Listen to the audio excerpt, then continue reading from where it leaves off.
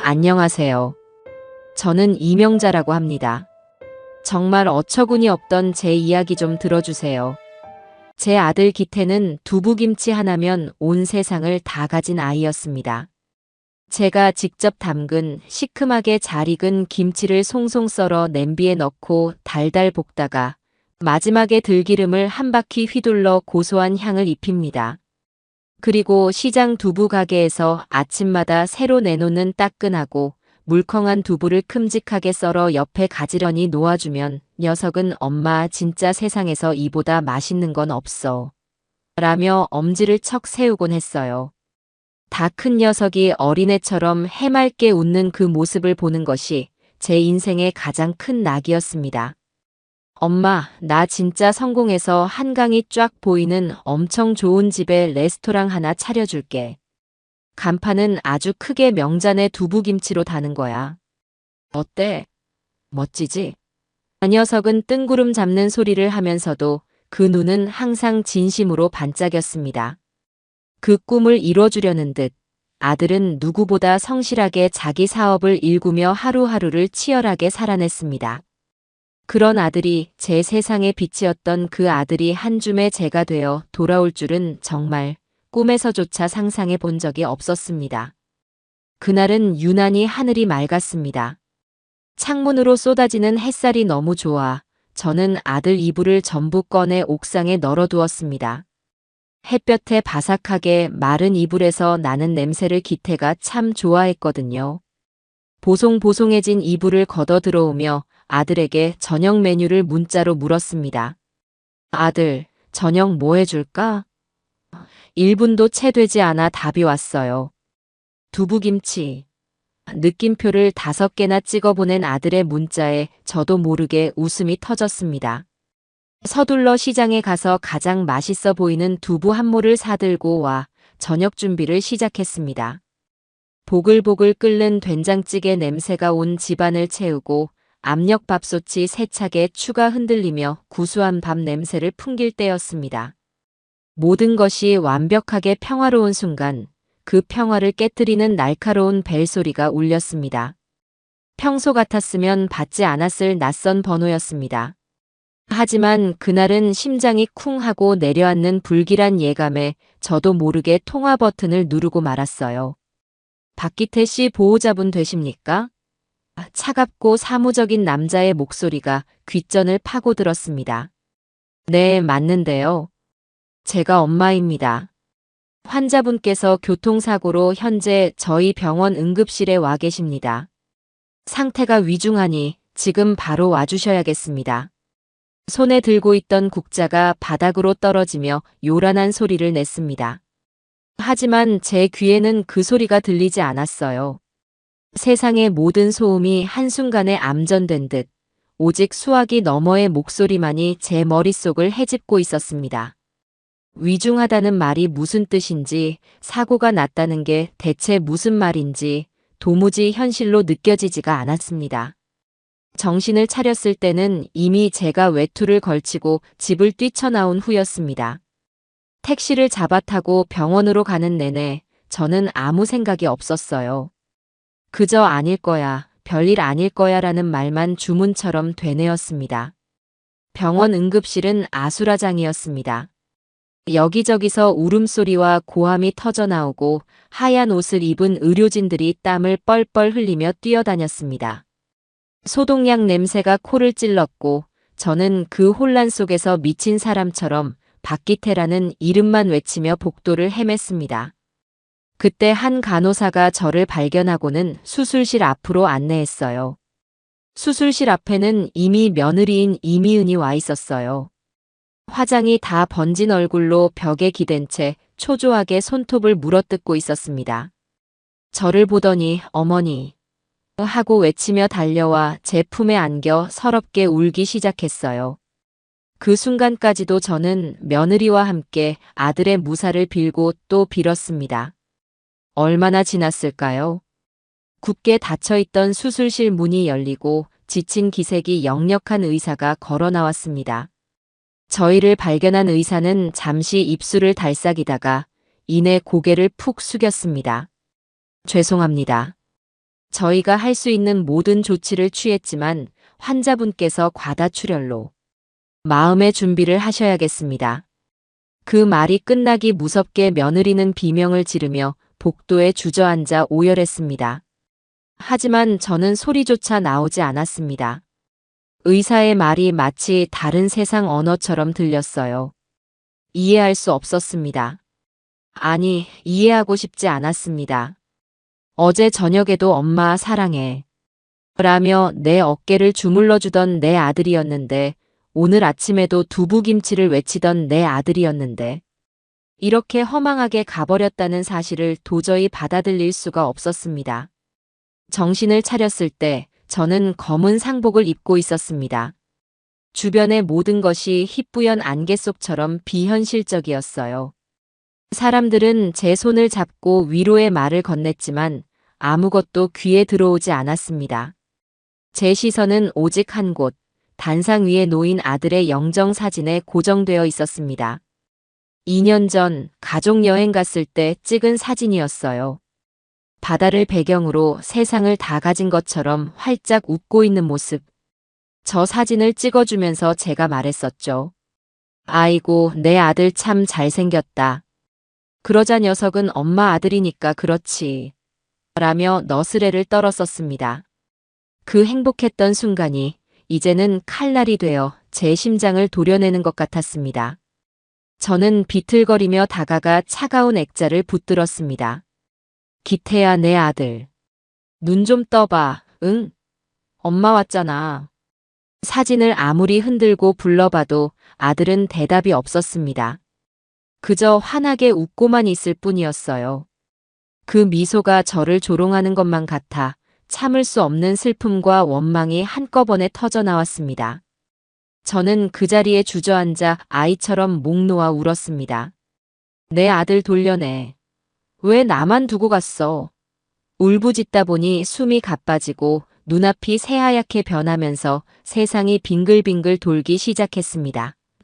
사람들의 비명소리를 마지막으로 저는 그대로 의식을 잃었습니다. 얼마나 시간이 흘렀을까요? 까만 어둠 속을 헤매던 제 귓가에 희미한 사이렌 소리가 들려왔습니다. 몸이 규칙적으로 덜컹거리는 느낌과 함께 누군가 제 손을 잡고 있는 감촉이 느껴졌어요. 눈꺼풀이 천근만근 무거워 도저히 떠지지가 않았습니다. 아, 내가 쓰러져서 병원에 가는구나. 막연하게 상황을 인지했을 때 제 옆에서 흐느끼는 며느리의 목소리가 들렸습니다. 어머니, 어머니, 제발 정신 좀 차리세요. 기태 씨가 하늘에서 보고 있어요. 어머니까지 이러시면 안 돼요. 애절한 며느리의 목소리에 저는 잠시나마 위안을 느꼈습니다. 그래, 기태는 갔지만 내게는 아직 너가 있구나. 우리 둘이 서로 의지하며 살아가야지.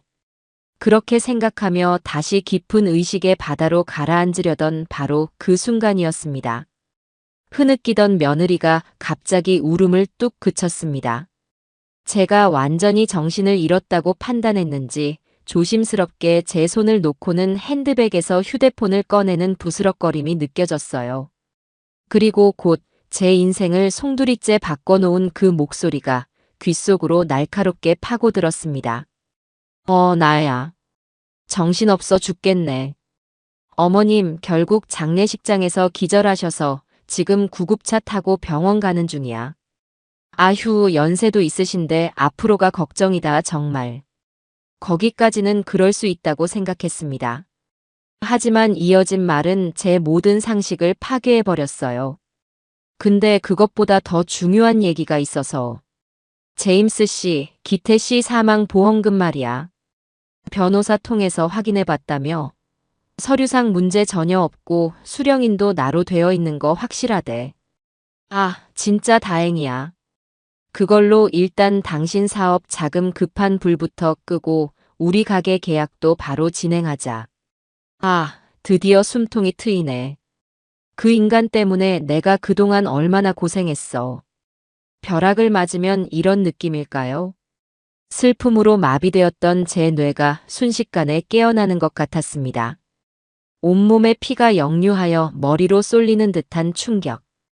방금 전까지 남편을 잃은 비련의 아내를 연기하던 저 목소리가 어떻게 단 몇 초 만에 저렇게 차갑고 계산적인 사업가로 돌변할 수 있는 걸까요? 그 인간이라니요. 자기 남편을, 제 아들을 어떻게 그렇게 부를 수 있는 거죠? 슬픔은 간데없고 그 자리에는 차갑다 못해 시퍼런 분노가 용암처럼 들끓기 시작했습니다. 저는 천천히, 아주 천천히 눈을 떴습니다. 뿌옇던 시야가 서서히 초점을 되찾았고 구급차의 하얀 천장이 보였습니다. 제 움직임을 감지한 구급대원이 놀라며 물었습니다. 어머님, 정신이 드세요? 괜찮으세요? 옆에서 통화를 하던 며느리는 제 쪽을 돌아보고는 사색이 되었습니다. 어머니. 당황해서 황급히 전화를 끊는 모습이 가증스러웠습니다. 이미은은 곧바로 표정을 바꾸고 제게 다가와 다시 눈물을 글썽이며 연기를 시작했어요. 어머니, 정신이 드시는군요. 정말 다행이에요. 제가 얼마나 놀랐다고요. 저는 그런 며느리의 손을 가만히 하지만 단호하게 밀어냈습니다. 그리고 아무렇지도 않은 목소리로, 조금의 흔들림도 없는 목소리로 구급 대원에게 말했어요. 괜찮습니다. 잠시 현기증이 났을 뿐이에요. 장례식장으로 차를 돌려주십시오. 제가 있어야 할 곳은 병원이 아니라 제 아들 곁입니다. 제 목소리는 저 스스로도 놀랄 만큼 차분하고 강단이 있었습니다. 며느리는 제 말에 얼굴이 새하얗게 질려서는 아무 말도 하지 못했어요. 혹시나, 아주 혹시나 제가 통화 내용을 들었을까봐 눈동자를 미친 듯이 굴리는 꼴이라니. 구급차는 좁은 도로에서 힘겹게 유턴하여 다시 장례식장으로 향했습니다. 차가 멈추자 저는 누구의 부축도 받지 않고 제 힘으로 똑바로 일어서서 문을 열고 내렸습니다. 어머니, 제가.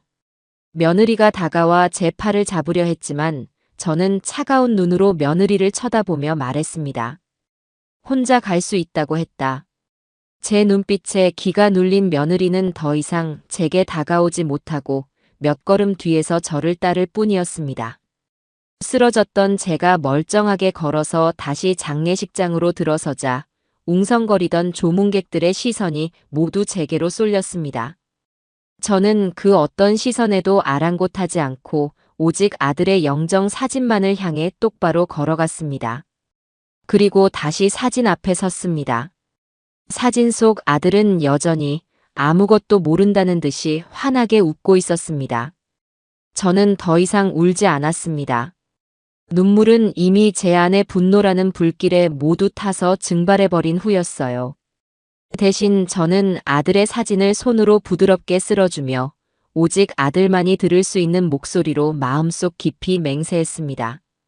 기태야, 내 아들. 걱정하지 마라.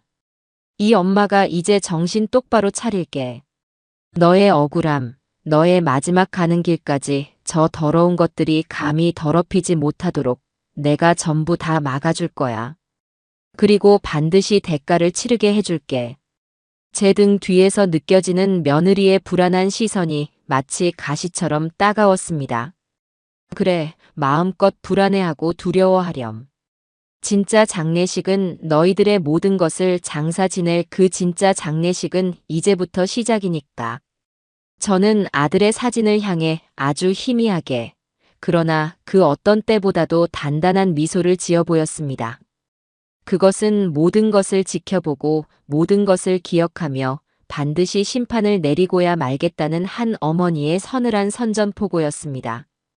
아들의 발인이 끝나고 텅 빈 집으로 돌아온 순간부터 시간은 더디게 흘렀습니다.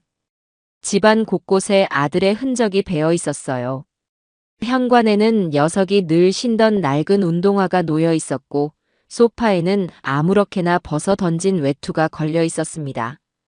어제까지만 해도 이 모든 것이 살아있는 일상이었는데 하루아침에 주인을 잃은 유품이 되어버렸다는 사실이 믿기지 않았어요. 저는 소파에 주저앉아 아들의 외투를 끌어안았습니다.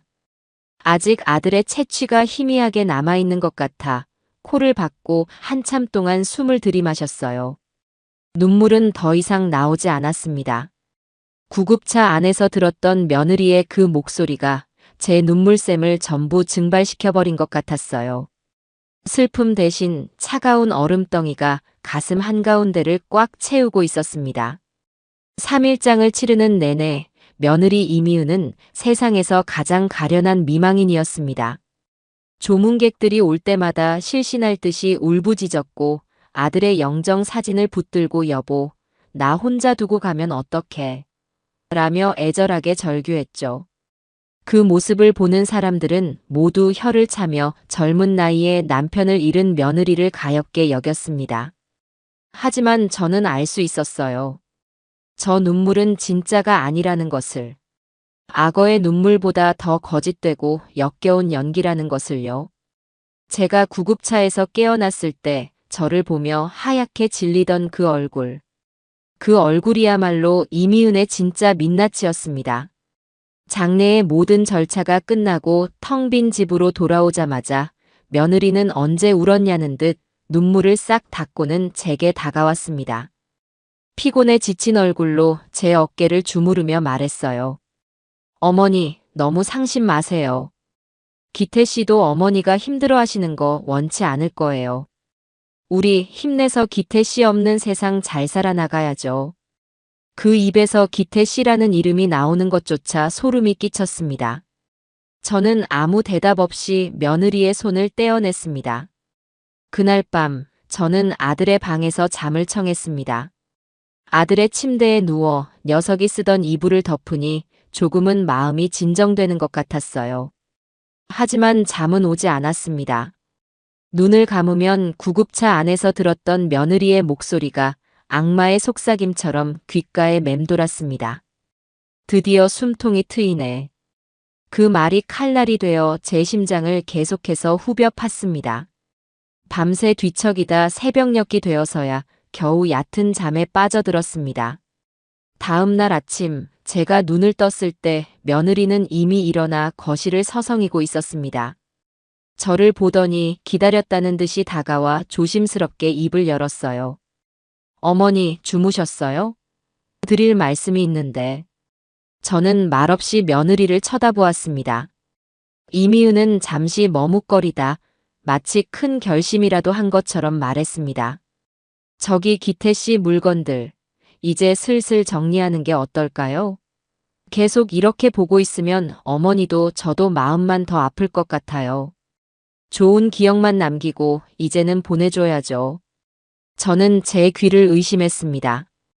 아들이 세상을 떠난 지 고작 하루가 지났습니다. 땅에 묻힌 흙이 마르기도 전이에요. 그런데 벌써 유품을 정리하자니요. 보통 사람이라면 사랑하는 사람의 흔적을 하나라도 더 붙잡고 싶어 하는 게 당연한 것 아닌가요? 저는 차가운 목소리로 물었습니다. 뭐가 그렇게 급하지? 네 남편 물건이다.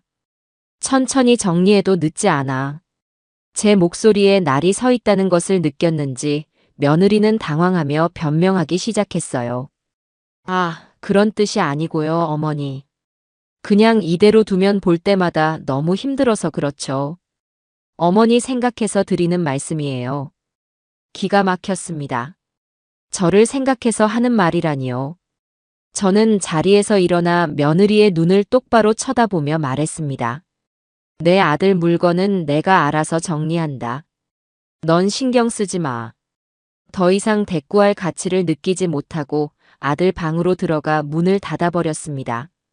문 밖에서 며느리가 안절부절 못하는 기색이 느껴졌지만 저는 무시했습니다. 아들의 방은 모든 것이 제자리에 있었습니다. 책상 위에는 읽다 만책이 펼쳐져 있었고 의자에는 잠옷이 아무렇게나 걸려 있었어요. 마치 금방이라도 아들이 문을 열고 들어와 엄마 나왔어 라고 외칠 것만 같았습니다. 저는 아들의 책상 의자에 앉아 방 안을 천천히 둘러보았습니다. 그리고 그때 제 눈에 들어온 것이 있었습니다. 아들의 침대 밑에 놓인 묵직해 보이는 작은 금고였습니다. 평소에는 보지 못했던 물건이었어요. 제가 의아하게 금고를 쳐다보고 있을 때 어느새 며느리가 제 등 뒤로 다가와 서 있었습니다. 어머니, 그건 며느리의 목소리가 미세하게 떨리고 있었어요. 이미은은 제 어깨 너머로 금고를 보더니 자기도 처음 본다는 듯이 과장된 연기를 펼쳤습니다. 어머, 저런 게 있었네요. 기태 씨, 나한테는 비밀이 참 많았나 봐. 뭘 저런 데다 숨겨뒀을까? 우리 한번 열어볼까요? 그러면서 며느리는 자연스럽게 금고 쪽으로 손을 뻗었습니다. 그 순간 저는 본능적으로 며느리의 앞을 막아섰습니다. 며느리가 그토록 서둘러 아들의 방을 정리하자고 했던 이유가 바로 저 금고 때문이라는 확신이 들었어요. 내가 할게. 저는 단호하게 말하며 금고를 제 쪽으로 끌어당겼습니다. 며느리의 얼굴에 스쳐 지나가는 당혹감과 초조함을 저는 놓치지 않았습니다. 어머니, 제가 하겠다니까요. 기태 씨 아내인 제가 여는 게 맞죠? 비밀번호, 아마 우리 결혼 기념일일 거예요. 며느리는 어떻게든 금고를 자기 손에 넣으려고 애썼습니다. 하지만 저는 꿈쩍도 하지 않았어요. 이건 내 아들 박기태의 물건이다. 그러니 이 엄마인 내가 열어보는 게 맞아. 네가 뭔데 나서? 비켜. 제 서슬퍼런 기세에 며느리는 결국 한 발 물러섰습니다. 하지만 그 눈은 여전히 금고에서 떨어질 줄을 몰랐어요. 마치 굶주린 하이에나처럼 탐욕스러운 빛으로 번들거리고 있었습니다. 저는 그 금고를 제 방으로 들고 와 문을 굳게 잠갔습니다. 그날 밤 저는 또다시 잠을 이룰 수 없었습니다. 거실에서 뒤척이는 며느리의 기척이 느껴졌어요. 아마 금고 생각에 잠을 못 이루는 것이겠지요. 새벽 2시가 넘었을까 갈증이 나서 조용히 방문을 열고 나왔습니다. 그런데 며느리의 방에서 희미한 불빛과 함께 소곤거리는 목소리가 새어나오고 있었어요. 저도 모르게 숨을 죽이고 며느리의 방문 앞으로 다가갔습니다. 아, 글쎄 어머님이 그 금고를 가져갔다니까. 내가 열어보려고 했는데 절대 못 만지게 하잖아. 아무래도 거기에 우리가 찾던 그 서류가 있는 게 틀림없어. 며느리의 목소리는 낮았지만 다급함과 짜증이 가득 섞여 있었습니다. 저는 귀를 더욱 쫑긋 세웠습니다. 어떡하지? 저 영감탱이가 눈치챈 건 아니겠지? 일단 당신은 가만히 있어. 내가 어떻게든 알아서 해볼 테니까. 제임스 씨, 당신까지 나서면 일이 더 복잡해져. 일단 내일 내가 다시 한번. 제임스. 그 낯선 남자의 이름이 제 머릿속에 망치처럼 박혔습니다. 구급차 안에서 통화하던 상대, 그리고 지금 이 시간에 며느리가 은밀하게 통화하고 있는 상대. 모든 퍼즐 조각이 하나씩 맞춰지는 기분이었습니다. 제 아들의 죽음 뒤에는 제가 모르는 거대한 비밀과 음모가 도사리고 있었습니다. 그리고 그 중심에는 제 며느리, 이미은과 제임스라는 정체불명의 남자가 있었어요. 저는 조용히 제 방으로 돌아왔습니다. 손에 땀이 흥건했고 심장은 미친 듯이 뛰고 있었어요. 하지만 두렵지 않았습니다. 오히려 제 머리는 그 어느 때보다도 차갑고 명료해졌습니다. 이제 제가 무엇을 해야 할지 분명해졌기 때문입니다. 제 손에 들린 이 작은 금고가 모든 비밀을 풀어줄 열쇠가 될 것이라는 강한 예감이 들었습니다. 다음 날 아침, 저는 며느리가 집을 비운 틈을 타 금고를 들고 밖으로 나왔습니다. 이미은은 아침 일찍부터 기태 씨 앞으로 온 우편물들 정리할 게 있다는 핑계를 대고 분주하게 나갔습니다. 아마도 제임스라는 남자를 만나러 가는 것이겠지요. 저는 두 사람이 무슨 작당을 하든 상관없었습니다.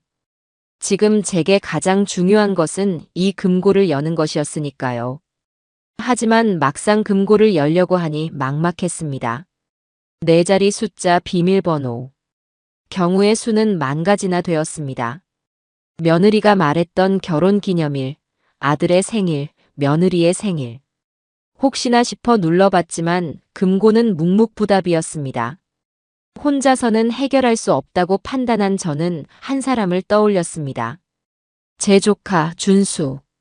제 여동생의 아들로 어릴 때부터 기태와 친형제처럼 자란 아이였어요. 컴퓨터 공학을 전공해서 기계나 전자제품이라면 모르는 게 없는 녀석이었죠. 무엇보다 준수는 기태를 진심으로 따르고 좋아했습니다. 저는 망설임 없이 준수에게 전화를 걸었습니다. 준수야, 이모다. 지금 잠깐 만날 수 있을까? 아주 중요하고 비밀스러운 부탁이 있어서 그래. 제 목소리가 평소와 다르다는 것을 느꼈는지 준수는 군말 없이 약속 장소로 나와주었습니다. 저희는 사람이 없는 한적한 공원 벤치에 나란히 앉았습니다. 저는 품에 안고 온 금고를 내려놓으며 그동안 있었던 일들을 조심스럽게 털어놓기 시작했습니다. 장례식장에서 쓰러졌던 일, 구급차 안에서 며느리의 통화를 엿들은 일, 그리고 며느리가 이 금고에 비정상적으로 집착하는 것 같다는 이야기까지. 제 이야기를 듣는 내내 준수의 표정은 심각하게 굳어갔습니다. 처음에는 믿을 수 없다는 듯 제 얼굴을 쳐다보던 준수는 이야기가 끝날 무렵에는 주먹을 불끈 쥐고 분노를 터뜨렸습니다. 이모, 그게 정말이에요? 형수님이 기태 형이 죽자마자 보험금 이야기를 했다고요? 세상에, 어떻게 사람이 그럴 수가 있어요? 준수는 마치 자기 일처럼 분개했습니다. 저는 그런 준수의 어깨를 다독이며 말했습니다. 아직은 추측일 뿐이야. 그래서 이 금고를 열어봐야겠어. 이 안에 모든 해답이 있을 것 같아. 준수야, 네가 좀 도와줘야겠다. 준수는 결심한 듯 고개를 끄덕였습니다. 걱정 마세요, 이모. 제가 어떻게든 열어볼게요. 기태 형의 억울한 죽음이라면 제가 발 벗고 나서서 도와야죠. 저희는 준수의 자취방으로 자리를 옮겼습니다. 준수는 전문가용 공구를 꺼내와 금고를 이리저리 살펴보았지만 강제로 열기에는 너무 튼튼하게 만들어져 있었습니다. 이모, 이건 억지로 열다가는 안에 있는 물건까지 망가질 수 있어요. 비밀번호를 찾아내는 게 가장 좋은 방법이에요. 저희는 다시 머리를 맞대고 비밀번호를 추리하기 시작했습니다. 기태에게 의미 있었을 만한 4자리 숫자. 제가 아는 모든 숫자를 대입해 보았습니다. 제 생일, 돌아가신 기태 아버지의 기일, 기태가 처음으로 제게 용돈을 드렸던 날짜까지. 하지만 금고는 요지부동이었습니다. 시간이 흐를수록 초조해졌습니다. 그때 준수가 무심코 말했습니다. 기태 형이 이 금고를 언제 샀을까요? 최근에 산 거라면 뭔가 사업이랑 관련된 숫자일 수도 있겠는데요. 준수의 그 말에 제 머릿속에서 무언가 번쩍하고 스쳐 지나갔습니다. 사업. 그래요. 기태에게는 가족만큼이나, 아니 어쩌면 그 이상으로 소중한 것이 바로 자기가 맨손으로 일군 회사였습니다. 저는 떨리는 목소리로 말했습니다. 준수야, 혹시 기태가 자기 회사를 처음 세운 날짜, 아니? 준수는 잠시 스마트폰을 뒤적이더니 날짜를 찾아냈습니다. 5년 전 10월 26일. 1026. 저는 떨리는 손으로 금고의 다이얼을 돌렸습니다. 마지막 숫자를 맞추고 손잡이를 돌리는 순간 철컥하는 경쾌한 소리와 함께 굳게 닫혀있던 금고 문이 스르륵 열렸습니다. 저와 준수는 동시에 짧은 탄성을 질렀습니다. 며느리는 절대 알 수 없는, 오직 제 아들의 꿈과 땀이 담긴 그 날짜가 바로 비밀의 열쇠였던 겁니다. 금고 안은 의외로 단출했습니다. 낡은 통장 몇 개와 서류 뭉치, 그리고 그 아래에 놓인 작은 USB 메모리 하나와 하얀 봉투가 전부였습니다. 저는 떨리는 손으로 봉투를 집어들었습니다. 겉면에는 사랑하는 우리 엄마라고 아들의 익숙한 필체가 적혀 있었습니다. 심장이 미친 듯이 방망이질을 쳤습니다. 저는 천천히 봉투를 열어 안에 든 편지를 꺼내 읽기 시작했습니다. 엄마. 만약 엄마가 이 편지를 읽고 계신다면 아마도 저에게 무슨 일이 생긴 거겠죠. 먼저 불효자식을 용서해 주세요. 끝까지 엄마 곁을 지켜드리지 못해서 정말 죄송해요. 엄마, 드릴 말씀이 있어요. 아주 중요한 이야기예요. 절대로 이미은이라는 여자를 믿지 마세요. 그 여자는 엄마가 아는 그런 사람이 아니에요. 제가 왜 이런 말을 하는지는 이 편지와 함께 들어있는 USB를 확인해 보시면 알게 될 거예요. 부디 엄마 자신을 지키세요. 그리고 너무 많이 울지 마세요. 하늘에서라도 우리 엄마 행복하게 웃는 모습 보고 싶어요. 사랑해요, 엄마. 영원히. 엄마의 하나뿐인 아들, 기태올림. 편지를 다 읽었을 때 제 손은 걷잡을 수 없이 떨리고 있었습니다. 간신히 참아왔던 눈물이 편지 위로 뚝뚝 떨어졌습니다. 불효자식이라니. 마지막 순간까지 제 걱정만 하던 착한 아들이었습니다. 이미은을 믿지 말라는 아들의 경고는 비수가 되어 제 가슴에 박혔습니다. 아들은 이미 모든 것을 알고 있었던 겁니다. 며느리의 배신을, 그리고 어쩌면 자신에게 닥쳐올 위험까지도 예감하고 있었던 건지도 모릅니다. 준수는 제 어깨를 감싸며 아무 말 없이 저를 위로해 주었습니다. 저는 눈물을 닦고 비장한 표정으로 USB를 집어들었습니다. 아들이 목숨과 맞바꿔 제게 남긴 마지막 유산. 이 작은 저장 장치 안에 모든 진실이 담겨 있었습니다. 이제 판도라의 상자를 열 시간이었습니다. 준수는 자신의 노트북에 조심스럽게 USB를 꽂았습니다. 딸깍하는 작은 소리가 방 안의 정적을 깨뜨렸고 저와 준수는 약속이라도 한 듯 마른 침을 삼켰습니다. 화면에 기태라는 이름의 드라이브가 나타났습니다. 준수는 마우스를 쥔 채 잠시 저를 돌아보았습니다. 그 눈빛은 마치 이모, 정말 괜찮으시겠어요? 라고 묻는 것 같았어요. 저는 말없이 고개를 끄덕였습니다. 어떤 끔찍한 진실이 담겨 있든 저는 제 아들이 남긴 마지막 메시지를 외면할 수 없었습니다. 그것이 어미 된 자의 도리이자 제가 앞으로 살아가야 할 이유였으니까요. 준수는 드라이브를 열었습니다. 안에는 통화 녹음, 메시지 백업, 금융자료, 사진이라는 이름의 폴더들이 가지런히 정리되어 있었습니다. 아들의 꼼꼼한 성격이 그대로 드러나는 듯 했습니다. 저희는 먼저 메시지 백업 폴더를 열었습니다. 그 안에는 메신저 앱의 대화 내용이 날짜별로 저장되어 있었어요. 가장 최근 파일부터 열어보았습니다. 화면 가득 며느리 이미은과 제임스 리라는 이름의 남자가 나눈 대화가 빼곡하게 펼쳐졌습니다. 저는 숨을 쉴 수가 없었습니다. 두 사람이 나눈 대화는 단순한 불륜 관계를 넘어선 추악한 공모의 기록 그 자체였습니다. 자기야, 오늘 그 인간 또 늦는데. 우리 집으로 올래? 위험하지 않겠어? 어머님도 계시잖아. 걱정 마. 엄마는 내가 알아서 둘러대면 돼. 보고 싶어 죽겠단 말이야.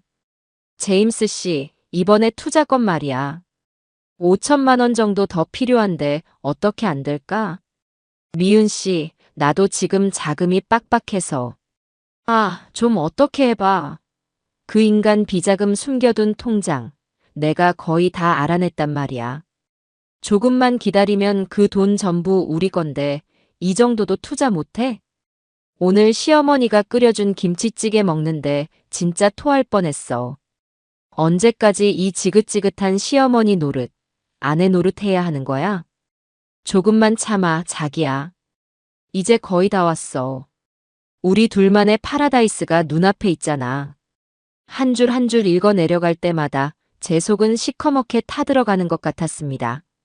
제 아들이 땀 흘려번 돈으로 내연남과 놀아나고 사업 투자를 빙자해 돈을 빼돌리고 심지어는 저를 지긋지긋한 시어머니라 칭하며 경멸하고 있었습니다. 제가 정성껏 끓여준 김치찌개를 먹으며 속으로는 토할 것 같다고 생각했다니요. 그동안 제 앞에서 순한 양처럼 행세하며 어머니, 음식 솜씨는 정말 최고예요. 라고 아양을 떨던 그 모습들이 주마등처럼 스쳐 지나가며 구역질이 치밀어 올랐습니다.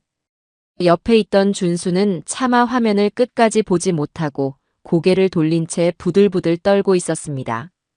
다음으로 저희는 금융자료 폴더를 열었습니다. 그 안에는 각종 은행 거래 내역과 계약서 파일들이 들어 있었습니다. 컴퓨터에 능숙한 준수가 파일들을 분석하기 시작했습니다. 그리고 곧 놀라운 사실을 발견해냈습니다. 며느리가 지난 1년간 유령 회사로 보이는 여러 법인 계좌를 통해 꾸준히 돈을 빼돌린 정황이 포착된 것입니다. 그 돈이 최종적으로 흘러들어간 계좌의 예금주는 이정훈이라는 낯선 이름이었습니다. 준수는 곧바로 인터넷 검색을 통해 그 이름과 제임스 리라는 이름을 조합해 검색했습니다. 그리고 찾아냈습니다. 해외 투자 전문가 행세를 하는 사기 전과 삼범, 본명 이정훈. 그의 영어 이름이 바로 제임스 리였습니다. 총액은 무려 5억 원에 달했습니다. 제 아들이 밤낮 없이 일하며 회사를 키우기 위해 애써 모은 돈이 고스란히 며느리와 그 내연놈의 주머니로 흘러 들어가고 있었던 겁니다. 아들은 이 사실을 뒤늦게 알아차리고 그 증거들을 차곡차곡 모으고 있었던 것이 분명했습니다.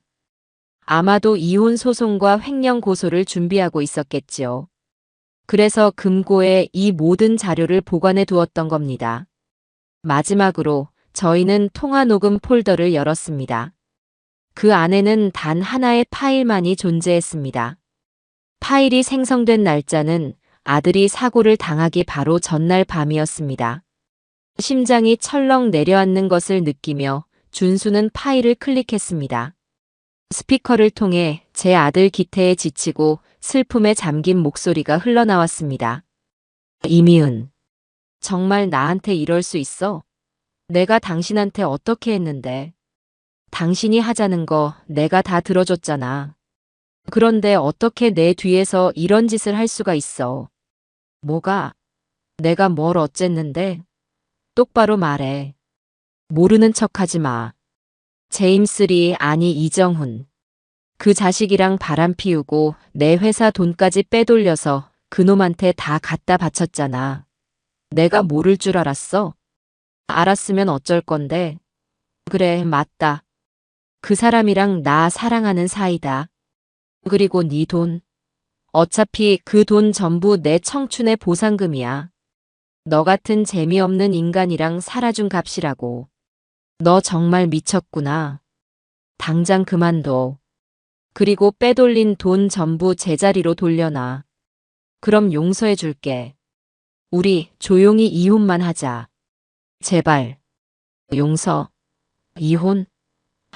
웃기지 마. 내가 미쳤어? 황금알을 낳는 거위를 내 발로 차게. 박기태, 잘 들어. 넌 그냥 지금처럼 돈이나 벌어와. 그리고 입 다물고 조용히 살아. 만약 이 일이 외부에 알려지거나 네가 나한테서 벗어나려고 발버둥 치는 날엔 그땐 너만 다쳐. 알겠어? 조용히 못하면 너만 불행해질 거라고. 녹음 파일이 끝나고 방 안에는 무거운 침묵만이 흘렀습니다. 며느리의 마지막 말, 너만 다쳐라는 그 서늘한 협박이 제 뇌리에서 떠나지 않았습니다. 이것은 단순한 부부 싸움이 아니었습니다. 명백한 협박이었어요. 그리고 바로 다음 날, 제 아들은 싸늘한 시신이 되어 돌아왔습니다. 이것이 과연 우연일까요? 아니, 절대로 우연일 리가 없습니다. 제 아들의 죽음은 단순한 사고가 아니었습니다. 그것은 계획된 짓이었을지도 모른다는 끔찍한 생각이 제 머리를 스쳤습니다. 저는 자리에서 벌떡 일어났습니다. 더 이상 망설일 시간이 없었습니다. 슬픔에 잠겨 있을 시간도 분노에 몸을 떨 시간도 없었어요. 저는 준수에게 USB를 복사해달라고 부탁했습니다. 그리고 결심했습니다. 제 아들을 죽음으로 내몬 저 악마 같은 것들에게 반드시 지옥을 보여주겠다고. 법이 해결해주지 못한다면 이 어미가 직접 심판을 내리겠다고. 판도라의 상자는 열렸고 그 안에서 나온 것은 희망이 아닌 피비린내 나는 복수의 서막이었습니다. 아들이 남긴 USB는 단순한 증거 자료가 아니었습니다. 그것은 제 아들의 피눈물이었고 마지막 절규였습니다.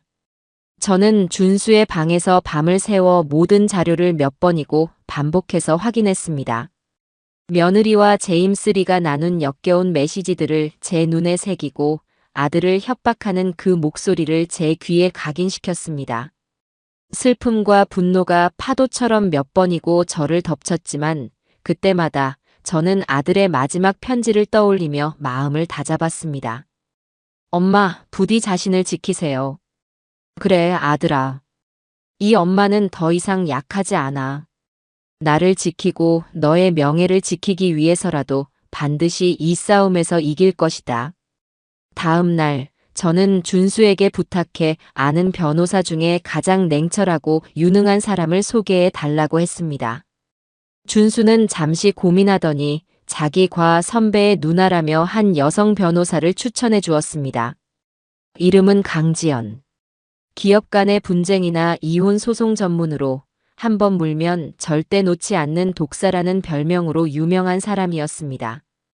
저는 바로 그 독사가 필요했습니다. 강지연 변호사의 사무실은 강남의 한 고층 빌딩에 있었습니다. 차가운 유리와 강철로 이루어진 인테리어는 변호사의 별명처럼 빈틈없고 서늘한 인상을 주었습니다. 약속 시간에 맞춰 들어서자 강지연 변호사는 이미 회의실에 앉아 저를 기다리고 있었습니다. 생각보다 젊었지만 그 눈빛만은 수십 년 경력의 노장처럼 깊고 날카로웠어요. 간단한 목례를 나눈 후 저는 말없이 준비해 온 USB의 복사본과 아들의 편지를 테이블 위에 올려놓았습니다. 이 안에 제 며느리의 모든 비밀이 담겨 있습니다. 강 변호사는 아무 말 없이 USB를 자신의 노트북에 연결하고 파일들을 열어보기 시작했습니다. 저는 그 옆에 앉아 마치 제 자신의 판결을 기다리는 사람처럼 초조하게 그녀의 표정 변화를 살폈습니다. 처음에는 무심하던 그녀의 얼굴은 며느리와 제임스 리의 메시지를 읽어내려가면서 조금씩 굳어지기 시작했습니다. 금융 자료를 확인할 때는 미간을 찌푸렸고 마침내 아들의 마지막 음성 녹음을 들었을 때 그녀는 처음으로 짧은 탄식을 내뱉었습니다. 모든 파일을 확인한 강 변호사는 한동안 눈을 감고 생각에 잠겼습니다. 그리고 다시 눈을 떴을 때 그녀의 눈빛은 이전보다 훨씬 더 차갑고 단단해져 있었어요. 그녀는 제게 물었습니다. 어머님, 그래서 원하시는 것이 무엇입니까? 단순한 이혼과 재산 분할입니까? 아니면 그 이상입니까? 저는 망설임 없이 대답했습니다. 내 아들의 모든 것을 되찾고 싶습니다. 그리고 저것들에게 죗값을 치르게 하고 싶어요. 단 한 푼도, 단 하루의 행복도 저것들에게 허락하고 싶지 않습니다. 제 대답에 강 변호사의 입가에 희미한 미소가 번졌습니다. 마음에 드는군요. 어머님의 그 분노, 제가 법이라는 칼로 바꿔드리겠습니다. 그녀는 이어서 아들이 미리 설정해둔 유언 대용 신탁에 대해 설명해 주었습니다. 아들은 이미 1년 전부터 며느리의 씀씀이와 행실을 의심하고 만일의 사태에 대비해 자신의 거의 모든 재산을 제게 상속되도록 법적 장치를 마련해 두었던 것입니다. 박기태 씨는 정말 현명하고 효심이 깊은 아들이었군요. 이 신탁 계약서가 있는 한 며느리 이미은 씨가 상속받을 수 있는 재산은 거의 없다고 보시면 됩니다. 법적으로 완벽한 장치입니다. 아들의 깊은 속내에 또 한 번 가슴이 미어졌지만 지금은 슬퍼할 때가 아니었습니다. 저와 강 변호사는 이미은을 불러낼 계획을 세웠습니다. 유산 상속 문제를 협의하자는 미끼를 던져 그녀가 가장 행복한 순간에 가장 깊은 절망을 선물하기로 말입니다. 며칠 후 저는 이미은에게 전화를 걸었습니다. 일부러 지치고 힘없는 목소리를 연기하며 말했어요. 미은아 변호사랑 이야기해보니 그래도 유산 문제는 정리를 해야겠구나. 내일 오전에 변호사 사무실에서 만나서 이야기 좀 하자. 수화기 너머의 며느리는 잠시 제 의도를 의심하는 듯 했지만 유산이라는 말에 금세 탐욕을 감추지 못하고 제안을 받아들였습니다. 네, 어머니. 그러시는 게 좋겠어요. 저야말로 빨리 정리하고 싶었어요. 내일 뵐게요. 마지막 목소리에는 승리자의 여유마저 묻어나는 듯 했습니다. 약속 당일, 저는 먼저 변호사 사무실에 도착해 강 변호사와 함께 며느리를 기다렸습니다. 잠시 후 회의실 문이 열리고 이미은이 들어섰습니다. 그녀는 머리부터 발끝까지 값비싼 명품으로 치장하고 있었어요. 남편의 장례를 치른 지 한 달도 채 되지 않은 사람의 모습이라고는 믿을 수 없었습니다.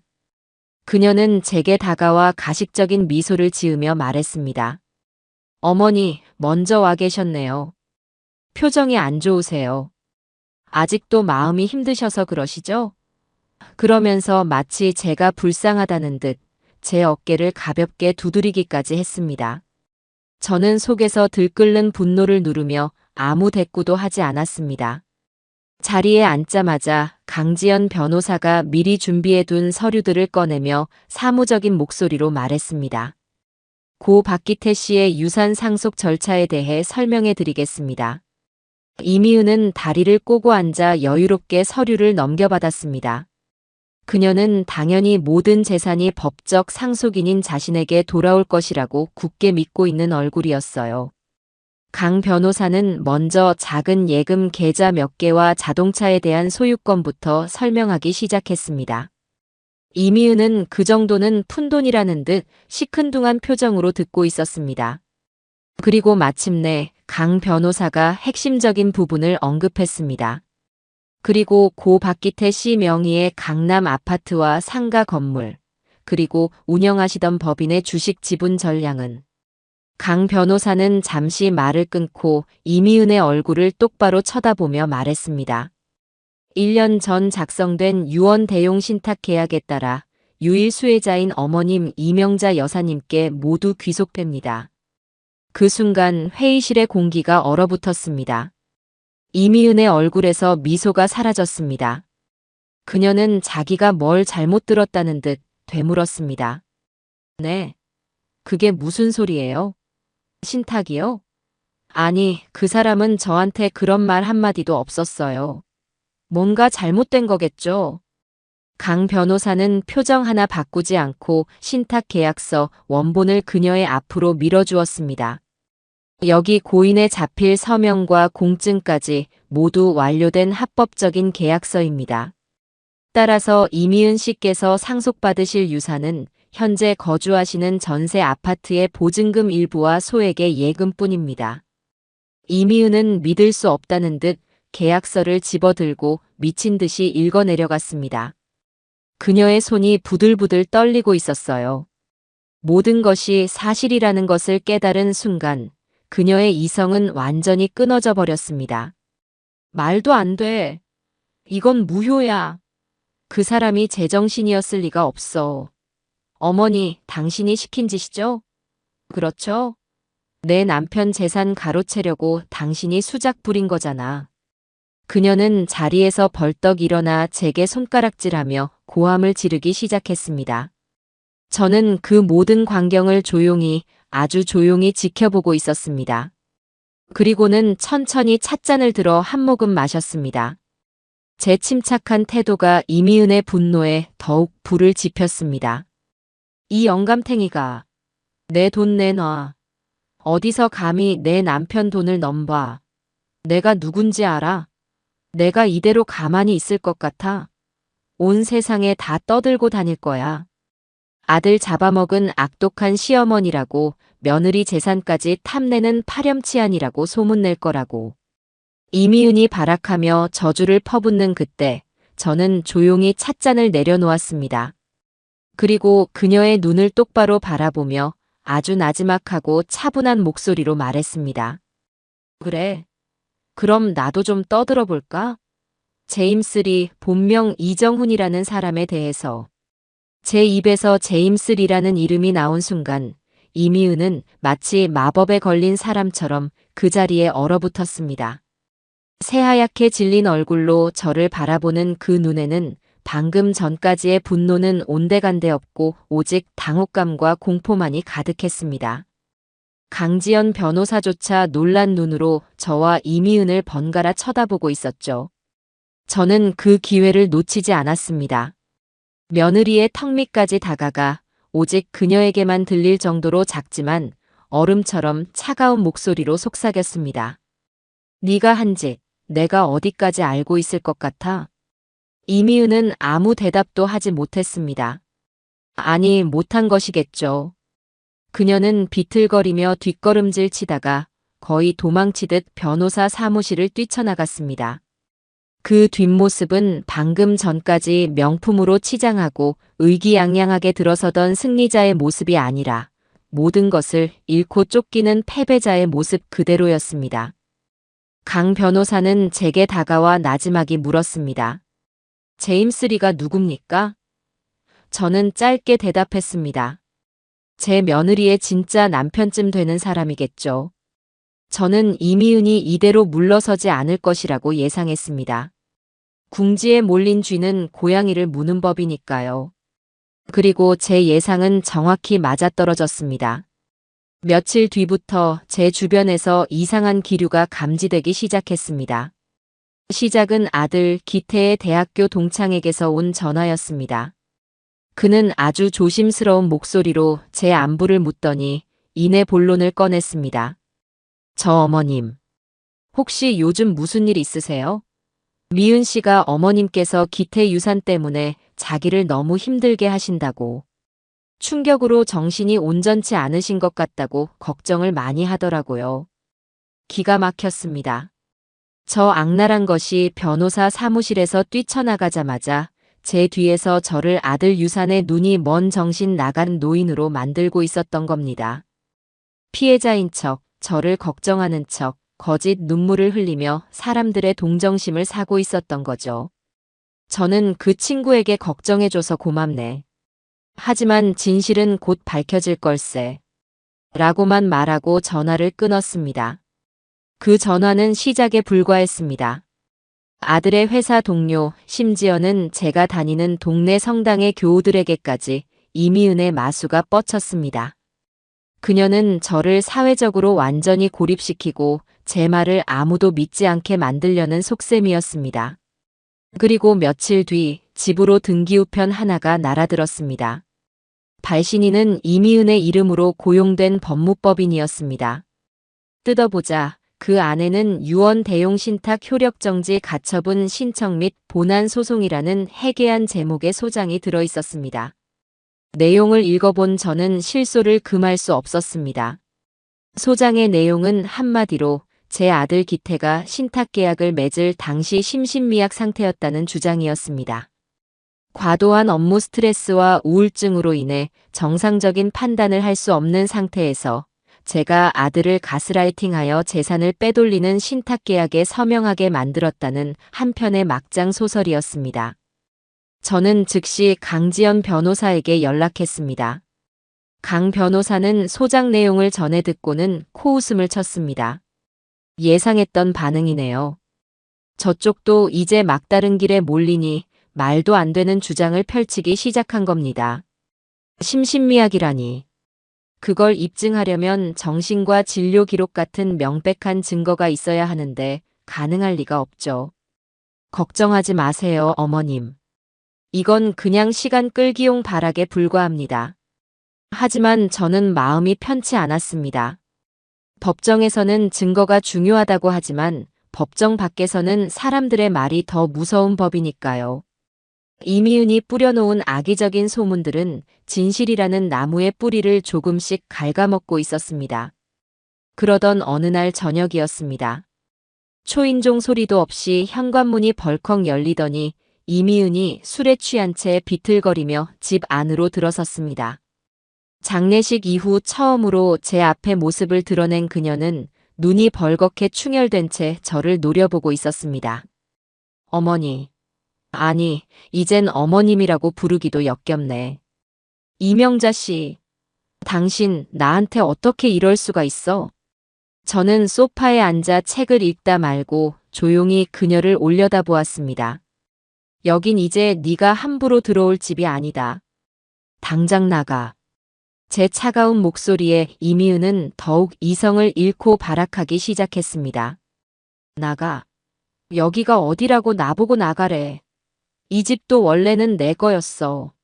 당신이 내 남편 홀려서 빼앗아가지만 않았어도. 그녀는 거실 테이블 위에 있던 물건들을 손으로 쳐내며 행패를 부렸습니다. 유리컵이 바닥에 떨어져 산산조각이 났습니다. 그래, 신탁인지 나발인지 그 서류 쪼가리는 당신 마음대로 해. 하지만 사망보험금은 안 돼. 그건 법적으로 내 돈이야. 당장 내놔. 내 돈 내놓으라고. 이미은은 제 앞에 무릎을 꿇는가 싶더니 이내 바닥에 드러누워 아이처럼 떼를 쓰며 울부짖기 시작했습니다. 발을 동동 구르며 온갖 욕설과 저주를 제게 퍼부었습니다. 저는 그 추악하고 광기 어린 모습을 아무런 표정 없이 가만히 내려다보았습니다. 그리고는 주머니에서 조용히 휴대폰을 꺼내 동영상 녹화 버튼을 눌렀습니다. 붉은 녹화 불빛이 깜빡이기 시작했습니다. 저는 바닥에 누워 발악하는 며느리의 모습을 화면 가득 담았습니다. 내 돈 내놔. 이 늙은 여우야. 네가 내 인생을 망쳤어. 며느리가 고래고래 소리치는 모습을 저는 한 장면도 놓치지 않고 꼼꼼하게 촬영했습니다. 한참을 울부짖던 이미은은 제가 아무 반응 없이 휴대폰만 들고 있자 이상한 낌새를 느꼈는지 울음을 그치고 저를 올려다보았습니다. 그리고 제 휴대폰 화면에 떠있는 붉은 녹화 아이콘을 발견했습니다. 그 순간 그녀의 얼굴이 다시 한번 새하얗게 질렸습니다. 저는 녹화를 멈추지 않은 채 차갑게 몸을 숙여 그녀에게 말했습니다. 계속해봐. 더 울고 더 소리 지르고 더 욕해봐. 아주 좋은 증거 영상이 될 것 같구나. 네가 주장하는 슬픔에 잠긴 가여운 미망인의 모습, 판사님께 잘 보여드릴 수 있겠어. 제 말에 이미은은 입술을 부들부들 떨며 아무 말도 하지 못했습니다. 그녀는 비틀거리며 자리에서 일어나 저와 제 휴대폰을 번갈아 노려보다가 결국 처음 들어왔을 때처럼 요란하게 문을 박차고 집을 나갔습니다. 쿵 하고 닫히는 현관문 소리가 집안의 정적을 갈랐습니다. 저는 그제야 녹화 버튼을 껐습니다. 그리고 바닥에 흩어진 유리 조각들을 내려다보았습니다. 깨진 것은 저 유리컵뿐만이 아니었습니다. 며느리와 저 사이에 존재했던 시어머니와 며느리라는 그 얄팍한 관계 또한 오늘로써 완전히 산산조각이 나버렸습니다. 이미은이 심신미약이라는 터무니없는 주장으로 소송을 걸어온 이상 저 역시 반격할 증거를 모아야 했습니다. 평생을 누구보다 강하고 책임감 있게 살아온 내 아들이었습니다. 그런 아들에게 정신이 온전치 못했다는 붉은 글씨를 새기려 하는 저들의 악랄함에 치가 떨렸습니다. 법정은 냉혹한 증거의 세계. 저들의 거짓 주장을 깨부수기 위해서는 감정이 아닌 사실로 말해줄 사람이 필요했습니다. 아들이 죽음의 문턱에 서기 직전까지 얼마나 멀쩡하고 명료한 정신 상태로 자신의 삶과 일을 책임지고 있었는지를 증명해 줄 사람. 제 머릿속에는 단 한 사람의 얼굴만이 떠올랐습니다. 아들의 사업 파트너이자 세상에 둘도 없는 친구였던 최민혁 군이었습니다. 기태와는 피를 나누지 않은 형제나 다름없었죠. 대학교 기숙사에서 만나 맨손으로 작은 사무실을 얻어 회사를 일굴 때까지 제 아들의 가장 빛나고 가장 치열했던 청춘을 함께했던 아이였습니다. 하지만 민혁 군에게 섣불리 연락하는 것은 망설여졌습니다. 이미은이 아들의 친구들에게까지 저에 대한 험담을 퍼뜨리고 있다는 사실을 이미 알고 있었기 때문입니다. 슬픔에 잠긴 가여운 미망인의 가면을 쓰고 흘리는 그녀의 거짓 눈물에 어쩌면 민혁 군마저 저를 오해하고 있을지 모를 일이었습니다. 자칫하다가는 제 아들의 가장 소중한 친구마저 잃게 될 수도 있었습니다. 며칠을 밤새워 고민하고 또 고민했습니다. 하지만 결국 저는 직접 부딪혀보기로 결심했습니다. 진실은 결국 진심을 통해서만 전해지는 법이니까요. 저는 떨리는 손으로 민혁 군에게 전화를 걸었습니다. 수화기 너머로 들려오는 그의 목소리는 애써 침착함을 유지하려 했지만 깊은 슬픔과 피로가 배어 있었습니다. 민혁군, 나 기태 엄마일세. 바쁜데 미안하네. 혹시 기태 사무실에서 잠시 만날 수 있을까? 자네에게 꼭 해야 할 말이 있어서 그래. 수화기 너머로 잠시 무거운 침묵이 흘렀습니다. 그 짧은 순간 제 심장은 불안감으로 쿵쾅거렸습니다. 그가 거절하면 어쩌나, 이미 나를 오해하고 있다면 어쩌나. 하지만 이내 민혁군은 마음을 정한 듯한 목소리로 대답했습니다. 네, 어머님. 내일 오전에 사무실에 있겠습니다. 오십시오. 약속한 날, 저는 무거운 발걸음으로 아들의 사무실이 있는 건물로 향했습니다. 아들의 갑작스러운 부재로 회사가 어수선하고 침체되어 있을 거라는 예상과 달리 사무실은 민혁 군과 남은 직원들의 노력 덕분인지 비교적 차분하고 질서정연하게 돌아가고 있었습니다. 하지만 그 고요함이 오히려 제 가슴을 더 아프게 찔렀습니다. 제 아들의 우렁찬 목소리와 호탕한 웃음소리가 사라진 공간은 심장이 멎어버린 거인의 몸처럼 공허하게 느껴졌습니다. 기태가 앉던 사장실에서 저를 맞이한 민혁군의 얼굴에는 깊은 슬픔과 함께 잠을 제대로 자지 못한 듯한 피로가 역력했습니다. 그는 제게 90도로 허리를 숙여 정중하게 인사를 했지만 애써 마주치지 않으려는 그의 눈빛에는 어딘가 모를 거리감과 경계심이 서려 있었어요. 이미은의 독이 묻은 거짓말이 이 선량한 청년의 마음에도 작은 가시를 박아놓은 것이 분명했습니다. 저는 그의 책상 맞은편 늘 아들이 앉아 저를 맞이하던 그 소파에 앉았습니다. 자리에 앉자마자 돌려 말하지 않았습니다. 저는 애두르는 법을 모르는 사람이었고 지금은 그럴 시간도 없었습니다. 민혁군, 내가 오늘 자네를 보자고 한 건 다른 이유가 아닐세. 우리 기태, 그 아이의 마지막 명예를 위해서야. 그리고 모두가 알아야 할 진실을 밝히기 위해서일세. 저는 품속에서 이미은이 보낸 소장 사본을 꺼내 테이블 위에 올려놓았습니다. 그리고 이미은이 저를 어떻게 모함하고 있는지, 그리고 제 아들에게 심신미약이라는 터무니없는 오명을 씌우려 하는지에 대해 담담하게 하지만 한 글자 한 글자에 힘을 주어 설명했습니다. 제 이야기를 듣는 내내 민혁군은 굳은 표정으로 아무 말 없이 침묵을 지켰습니다. 그의 눈빛은 계속해서 흔들렸지만 그는 쉽사리 마음의 문을 열지 않았습니다. 그의 침묵이 긍정도 부정도 아닌 혼란스러운 회색지대에 머물러 있다는 것을 깨달은 저는 마지막 카드를 꺼내 들기로 했습니다. 제가 섣불리 행동하면 오히려 역효과가 날 수 있다며 모든 것은 법정에서 공개해야 한다는 강 변호사의 만류도 있었습니다. 하지만 저는 민혁군의 진심을, 내 아들이 목숨처럼 아꼈던 그 우정을 믿고 싶었습니다. 저는 조용히 휴대폰을 꺼내 테이블 한가운데에 내려놓았습니다. 민혁군, 내가 지금부터 자네에게 무언가를 들려줄 걸세. 이건 우리 기태가 세상을 떠나기 바로 전날 밤에 녹음된 파일이야. 저는 떨리는 손가락으로 재생 버튼을 눌렀습니다.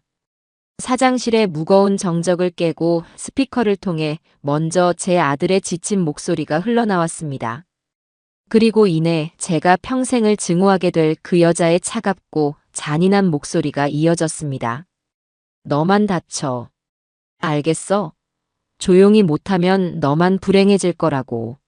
며느리의 그 서늘하고 잔인한 목소리가 사장실에 울려 퍼지는 순간 얼음장처럼 굳어있던 민혁군의 얼굴이 순식간에 무너져 내렸습니다.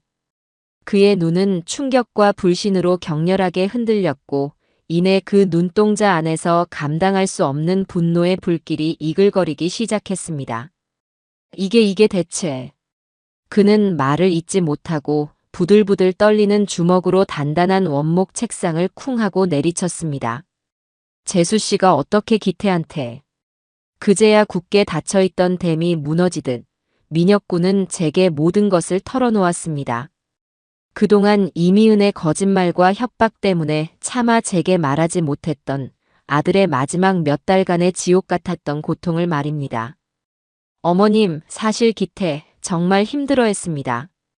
재수 씨가 언제부턴가 해외 신사업에 투자해야 한다며 거액의 돈을 계속 요구했대요. 사업 계획서를 보여달라고 해도 제대로 된 서류 한 장 없이 무조건 돈만 내놓으라고 윽박지르기만 했다고 합니다. 제가 보기에도 명백한 사기 같아서 기태를 말렸지만 그 해외 신사업이라는 것이 제임스 리의 사기 행각이었음을 저는 직감했습니다. 민혁 군의 이야기는 계속되었습니다. 기태가 거절하자 그때부터 재수 씨가 돌변했답니다. 매일같이 집에서 기태를 무능력하고 재미없는 남편이라고 몰아붙이고 외박을 하는 날도 잦아졌다고 했어요. 한 번은 기태가 제게 그러더군요. 자기는 괜찮다고 자기가 매 맞고 욕먹는 건 다 참을 수 있는데 혹시나 그 여자가 어머님께 해를 입힐까봐 그게 제일 걱정된다고. 그래서 어머님을 지켜드려야 한다면서 변호사를 만나 재산을 정리하기 시작했던 겁니다. 그 과정에서 얼마나 명료하고 단호했는지 모릅니다. 단 한순간도 흔들린 적이 없어요. 어머님, 기태는 절대로 재수 씨 측이 주장하는 그런 심신미약 상태가 아니었어요. 오히려 그 누구보다도 강한 정신력으로 혼자서 그 모든 지옥을 감당하고 있었습니다. 민혁 군은 결국 참았던 눈물을 터뜨리면서도 법정에서 모든 것을 증언해주겠다고 제게 약속했습니다.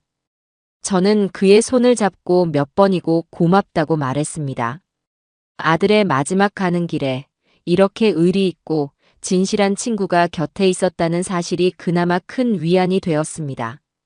민혁 군과 이야기를 마치고 무거운 마음으로 사무실을 나오려는데 한 젊은 여직원이 저를 따라 나와 조심스럽게 불렀습니다. 그녀는 눈시울이 붉어진 채 제게 작은 쇼핑백을 건네주었습니다. 저 사모님, 이거 사장님께서 돌아가시기 바로 전날 점심시간에 저한테 부탁하셨던 거예요. 제가 의아하게 쇼핑백을 받아들자 그녀는 울먹이며 말했습니다. 다음 주가 사모님 생신이시라고 백화점 가서 제일 곱고 예쁜 브로치로 사다 달라고 하셨어요. 월급날 전이라 현금이 부족하시다며 개인 카드로 긁으시고는 바로 계좌로 돈을 보내주셨어요. 직접 드리고 싶다고 하셨는데 쇼핑백 안에는 제 나이에 어울리는 우아하고 기품 있는 자개 브로치가 들어있었습니다.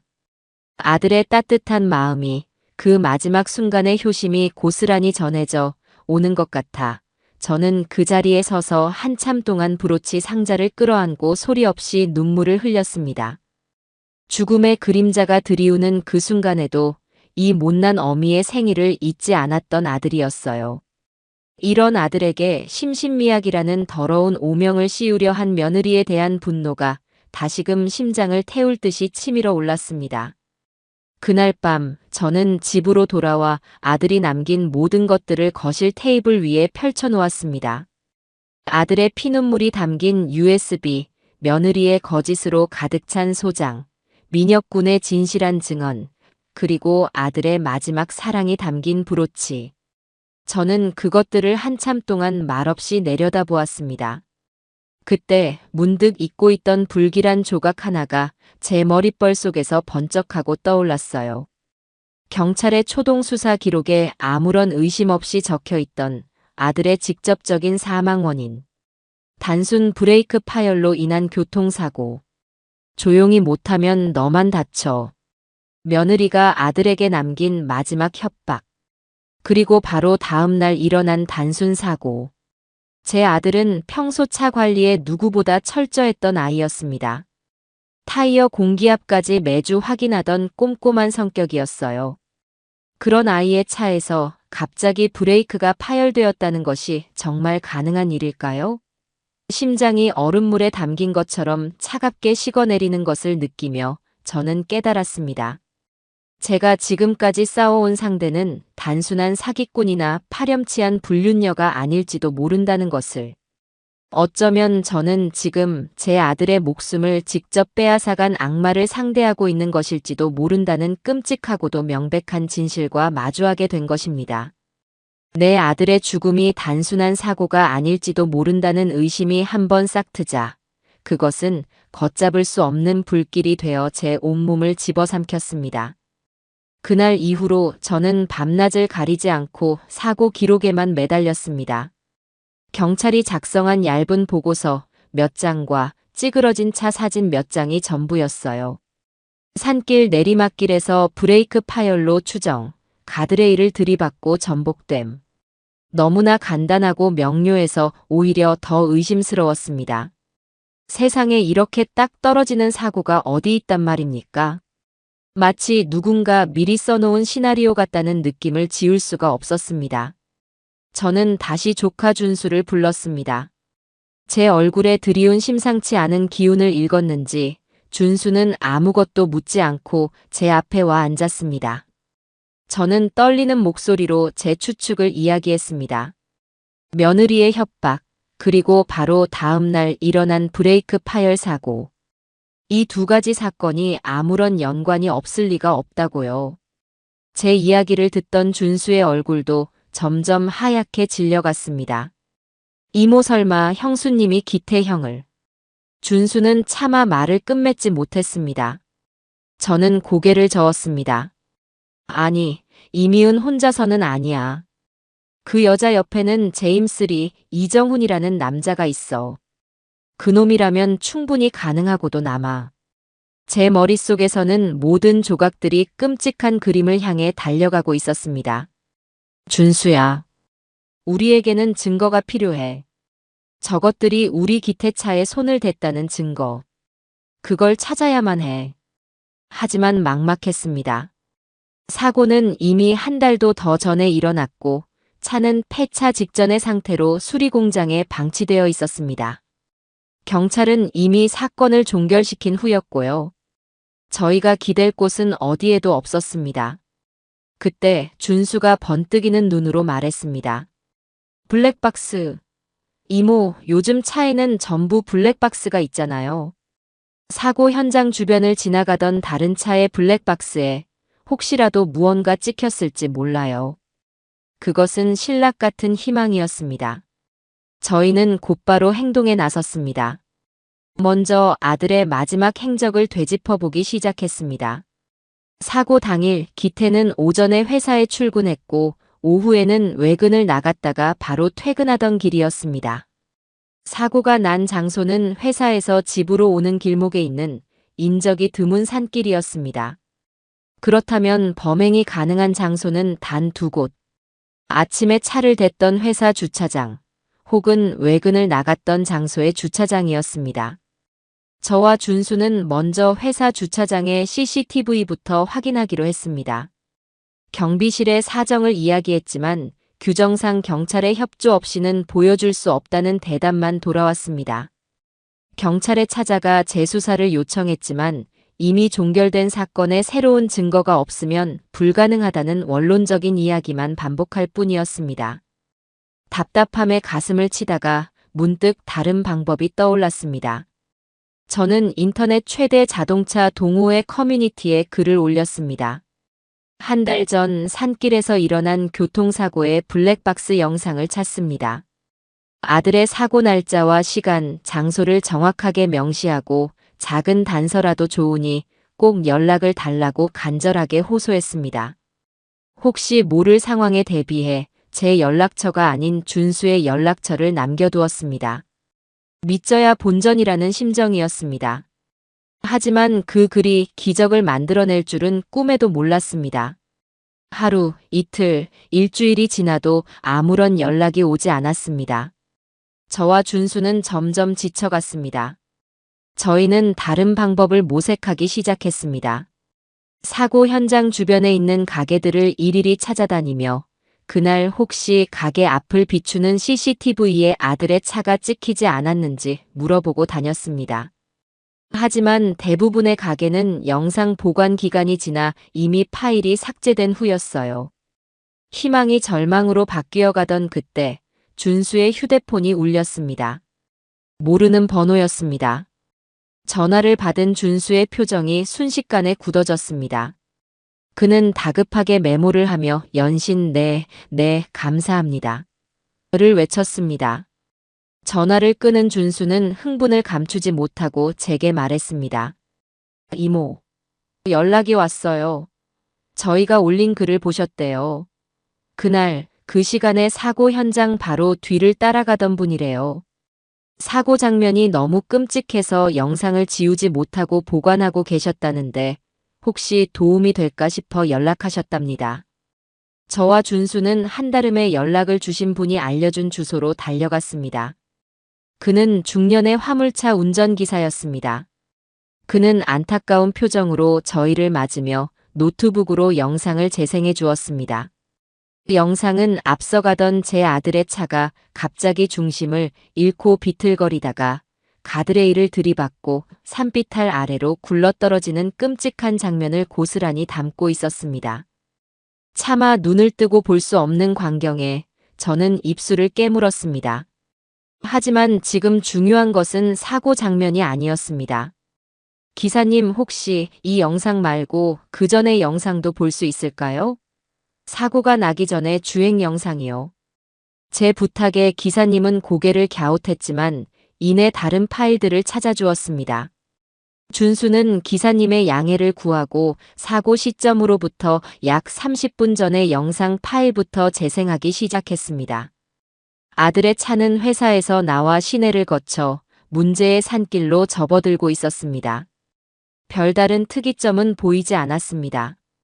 제 마음이 다시 초조해지기 시작할 때쯤 준수가 갑자기 잠깐만요 하고 외치며 영상을 멈췄습니다.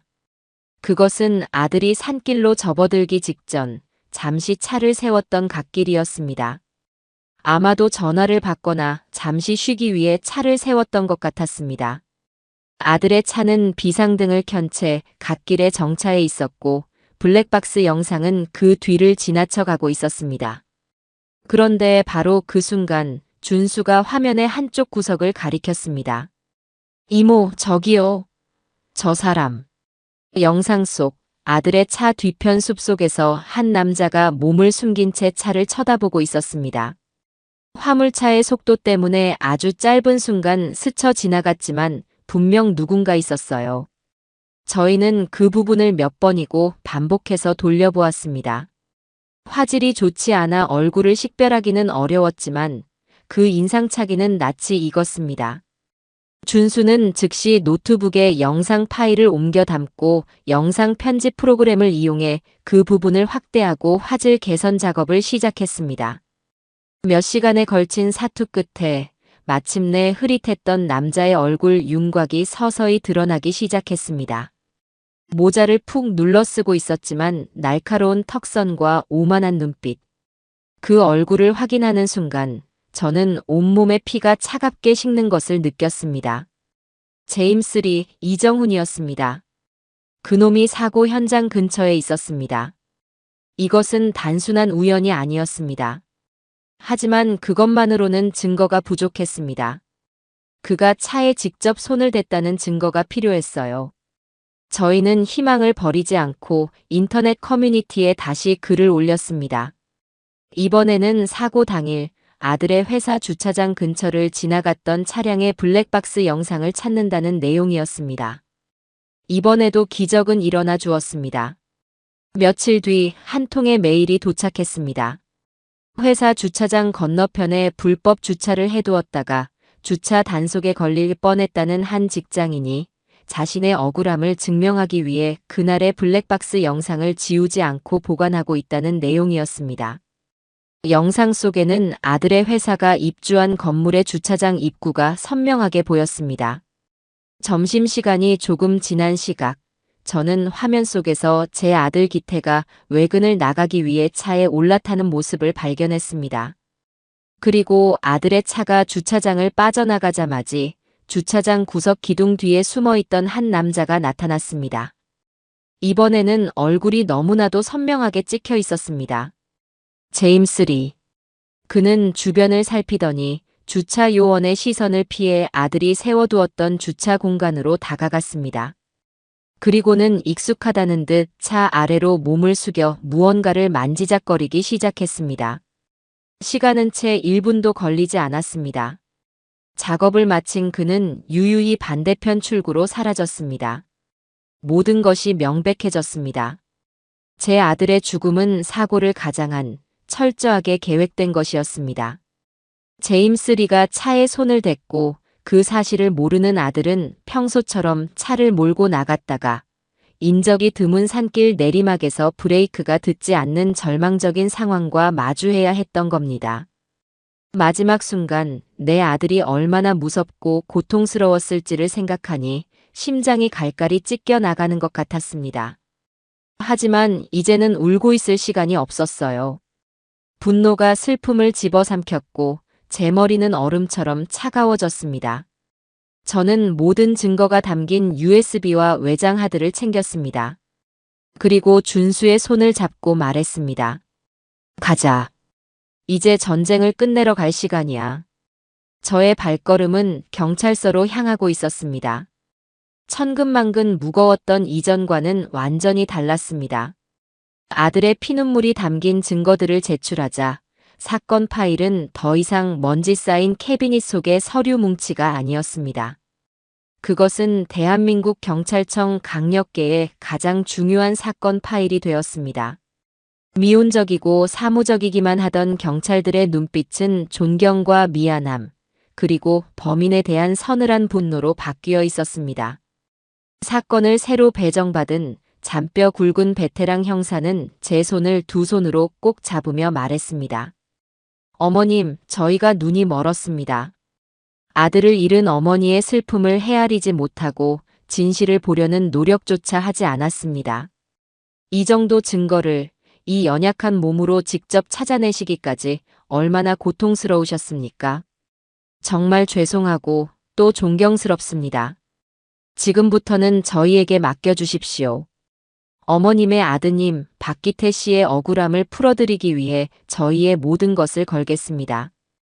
경찰의 재수사는 군사작전을 방불케 할 만큼 신속하고 정확하게 진행되었습니다. 가장 먼저 제임스 리 아니 사기꾼 이정훈의 목에 수사망이 덮쳐왔습니다.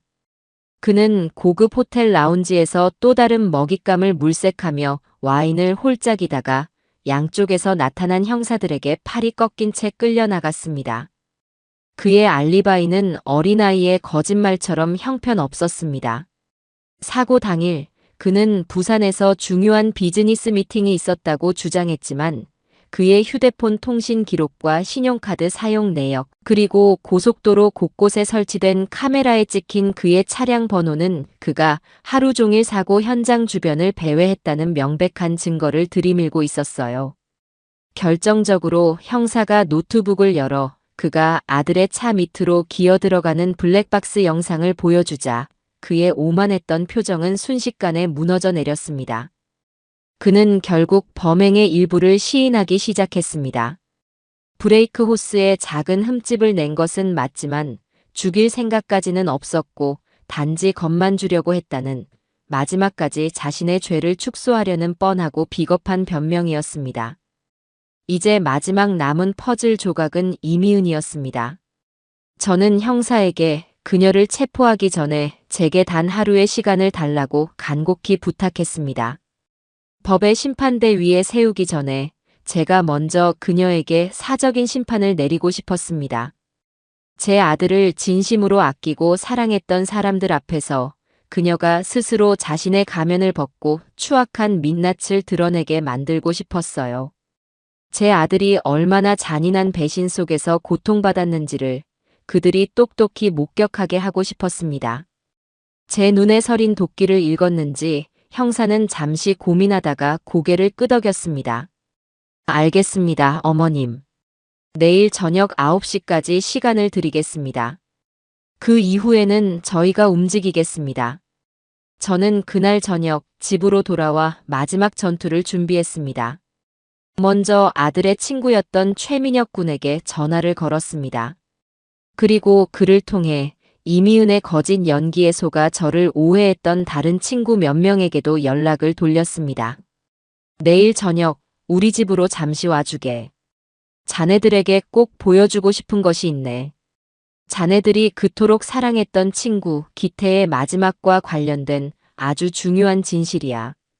제 목소리에는 슬픔 대신 강철 같은 의지가 담겨 있었어요.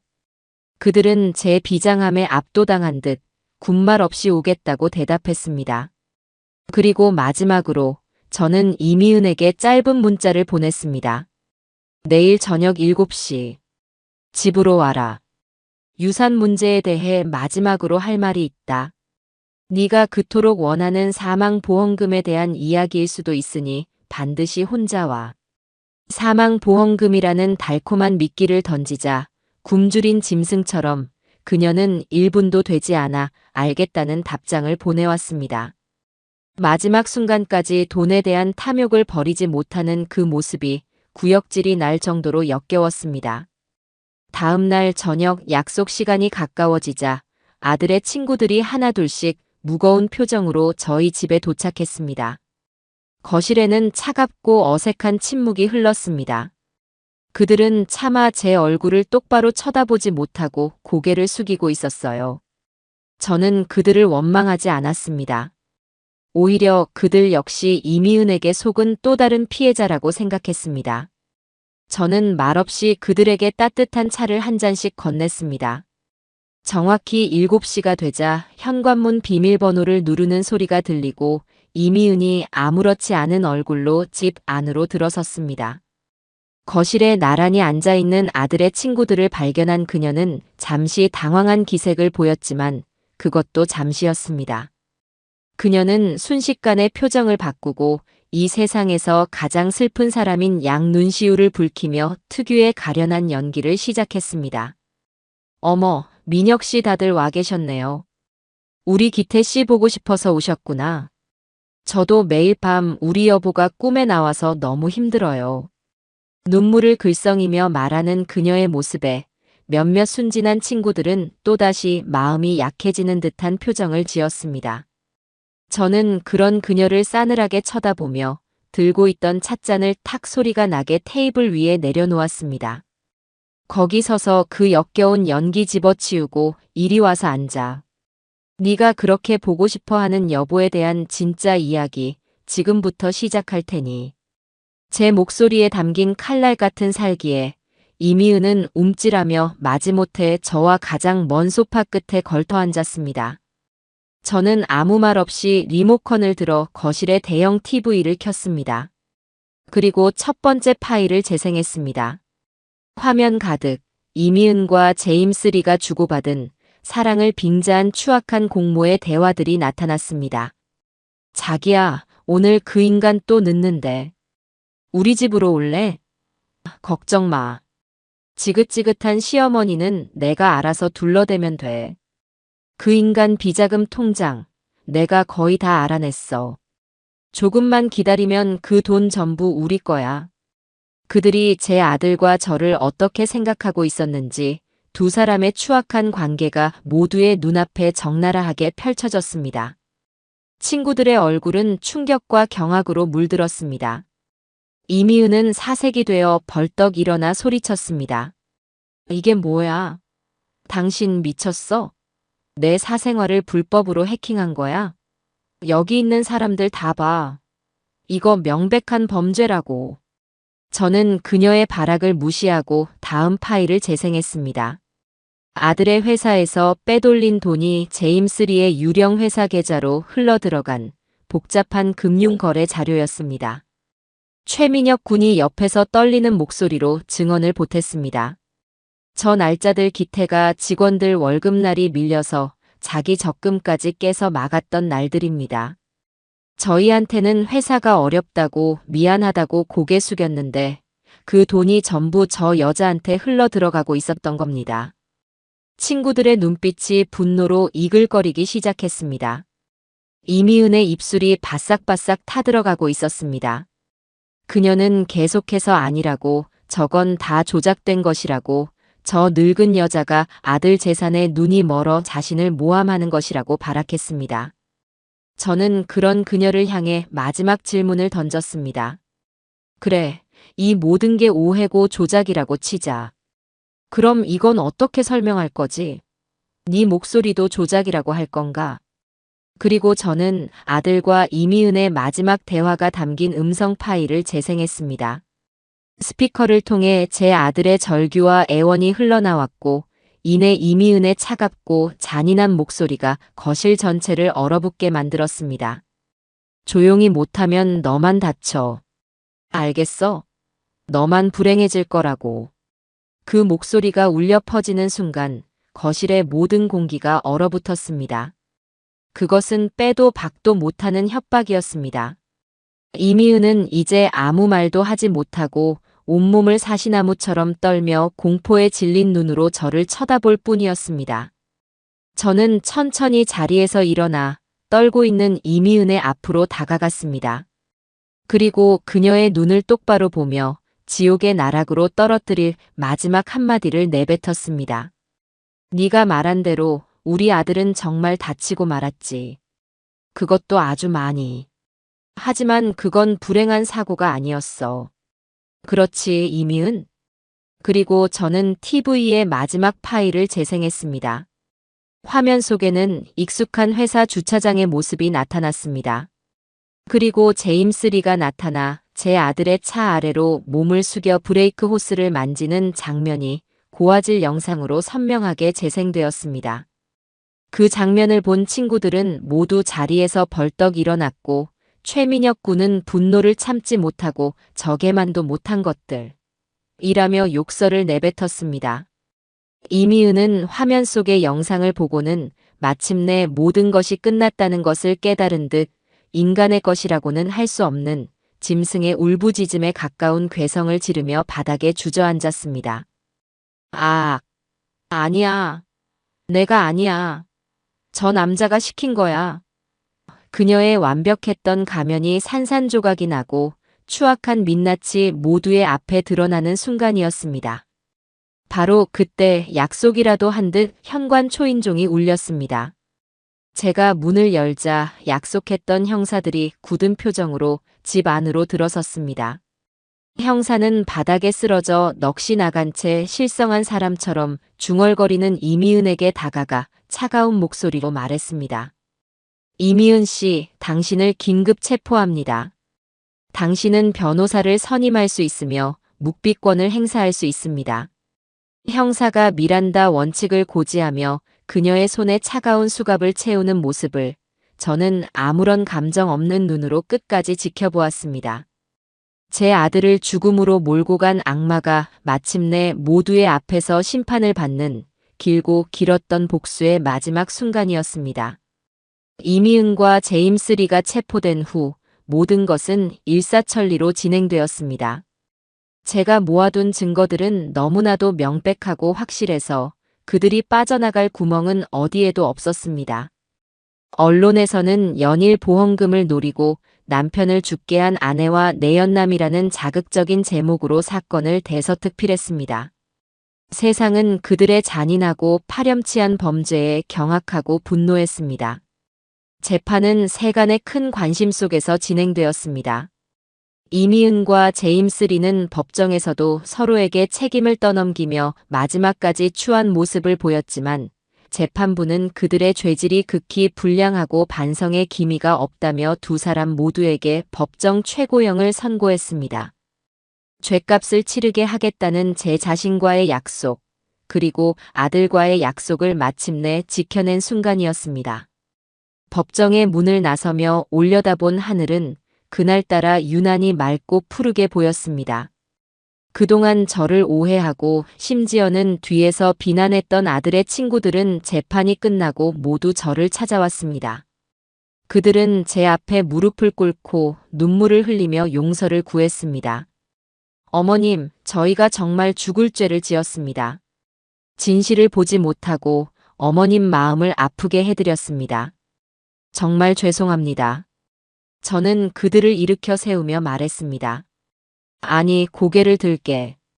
자네들 탓이 아니야. 그만큼 그 아이의 연기가 완벽했던 거지.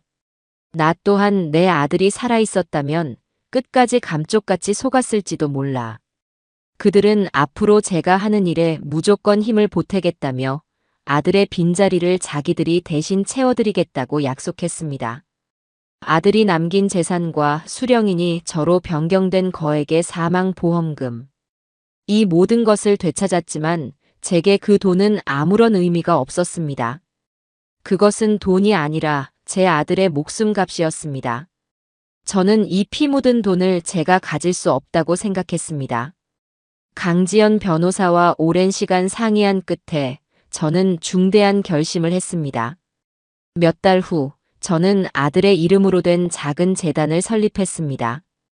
박기태 장학재단. 아들처럼 어려운 환경 속에서도 자신의 꿈을 위해 성실하게 살아가는 청년들을 셔츠하는 재단이었습니다. 저는 아들이 남긴 모든 재산을 재단에 기부했습니다. 돈 때문에 아들을 잃었지만 그 돈이 다시 누군가의 꿈을 살리는 씨앗이 되기를 바라는 마음에서였습니다. 재단 설립 기념식 날, 저는 많은 사람들 앞에서 마이크를 잡았습니다. 제 아들, 박기태는 꿈이 많은 아이였습니다. 그리고 그 꿈을 이루기 위해 누구보다 성실하게 살았습니다. 비록 제 아들의 꿈은 여기서 멈추었지만 저는 그 꿈이 여기 계신 젊은 여러분들을 통해 계속해서 이어지리라 믿습니다. 부디 제 아들의 이름을 기억해 주십시오. 그리고 포기하지 마십시오. 모든 시련의 폭풍우가 지나가고 시간은 흘러 어느덧 제 마음의 풍경에도 눈부신 가을이 찾아왔습니다. 그해 가을, 저는 아들의 마지막 선물이었던 우아한 자개 브로치를 정성스럽게 가슴에 달았습니다. 서늘한 감촉이 심장 가까이 닿을 때마다 아들의 따뜻한 체온이 전해져 오는 것만 같았어요. 그리고는 아침 일찍부터 부엌에 서서 아들이 세상에서 가장 좋아했던 두부김치를 만들었습니다. 잘 익은 김치를 송송 썰어 들기름에 달달 볶으니 고소하고 맛있는 냄새가 온 집안에 퍼졌습니다. 마치 금방이라도 아들이 현관문을 열고 들어와 엄마 무슨 맛있는 냄새야? 하고 외칠 것만 같았습니다. 저는 간 만들어 따끈한 온기가 남은 두부김치를 도시락에 정성껏 담아 아들이 잠들어 있는 추모 공원으로 향했습니다.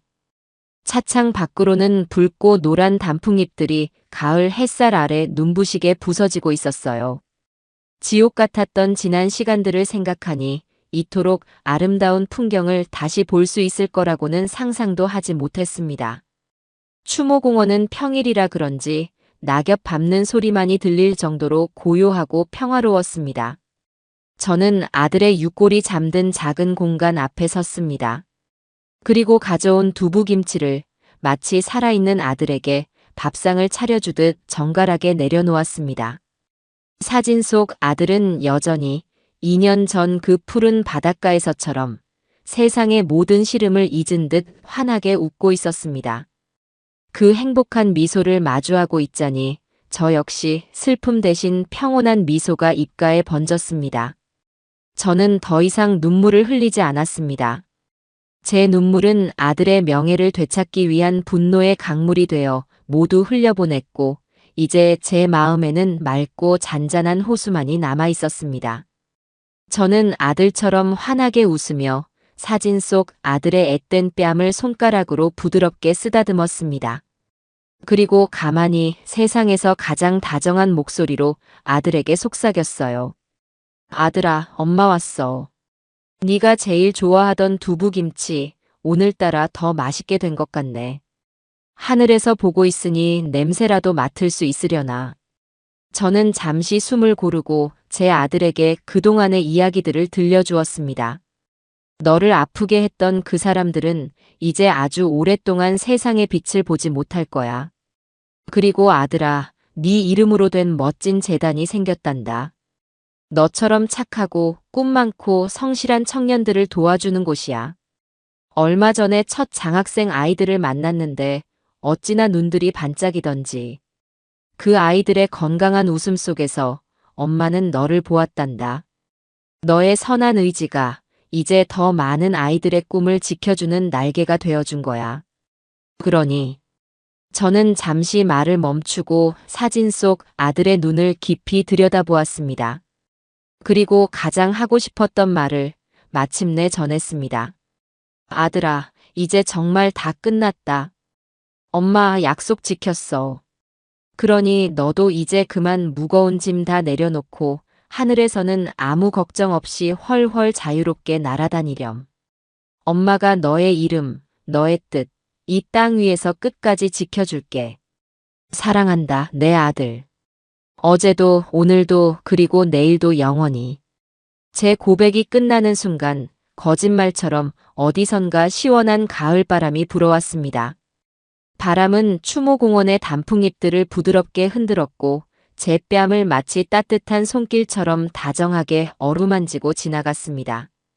그것은 마치 제 모든 이야기를 다 듣고 있던 아들이 고마워요, 엄마.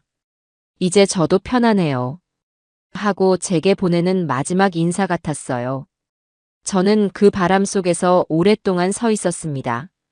지독했던 슬픔과 분노가 완전히 씻겨나가고 그 자리에 아들의 이름으로 피어난 따스하고 새로운 희망이 가득 차오르는 것을 느꼈습니다.